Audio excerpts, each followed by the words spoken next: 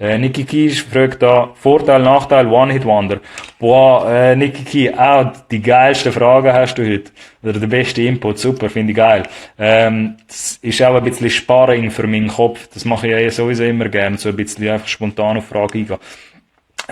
Vorteil, Nachteil, One-Hit-Wonder, gibt's viele Vorteile und Nachteile. Ein sehr, sehr grosser Vorteil ist, dass die Leute wissen, wer du bist. Nach einem Hit. Ein sehr grosser Nachteil ist, dass ein Hit, weil der Nicky ja da von einem One-Hit-Wonder ausgeht, also jemand, der nur einen hat, kann dich psychologisch auch killen.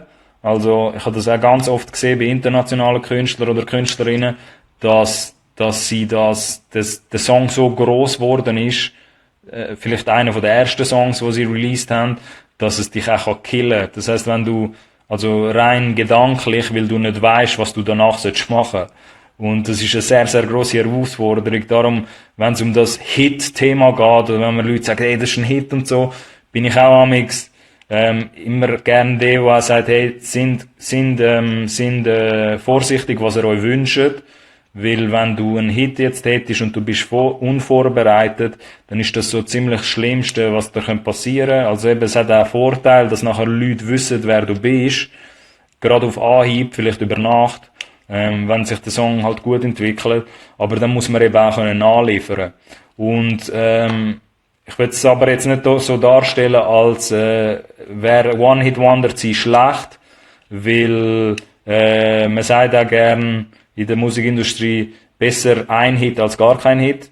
Also ihr müsst auch verstehen, es gibt mehr Leute, die keinen Hit haben, als Leute, die einen Hit gehabt haben. Also man meint eben so ein bisschen, ja, One-Hit-Wonder sein ist so ein bisschen die Mehrheit, aber es gibt mehr Leute draussen, die halt noch gar keinen Hit gehabt haben. Und darum ist das so ein bisschen ein Segen und ein Fluch. Wenn man ein bisschen versteht, dass ein Hit, so wie man ihn in der Schweiz kennt, ein Mainstream-Hit, dass das irgendwann auch wieder vorbeigehen kann und dass man trotzdem mit seinem Kopf gefestigt muss sein und nachher weiss, wie man weitermachen kann und dass ein vielleicht nach dem einen Hit nicht mehr so viele Leute zuschauen und man geht klar mit dem, man ist okay mit dem, dann kann ein Hit sehr, sehr viel Vorteil bringen, weil vielleicht plötzlich mehr Leute an deine Shows kommen.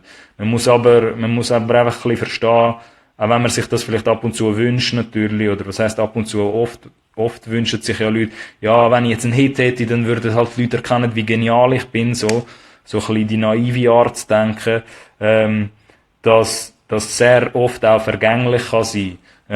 Und wenn man nicht auf dem Niveau nachher Qualität kann nachliefern, dann verschwinden halt die Leute auch wieder, die da neu dazugekommen sind. Oder oftmals passiert das auch. Oder von diesen Leuten, die wegen dem Hit dort sind, bleiben nachher im besten Fall, wenn du Glück hast, 10-15% und die werden nachher Die Hard Fans. Das heisst, von 100.000 Leuten wäre es dann trotzdem krass, wenn 10% von denen bleiben, weil du dann automatisch einfach eine grössere Basis hast für deine nächsten Songs. Darum, spontan hätte ich jetzt gesagt, mehr Vorteil als Nachteil, wenn man vorbereitet ist.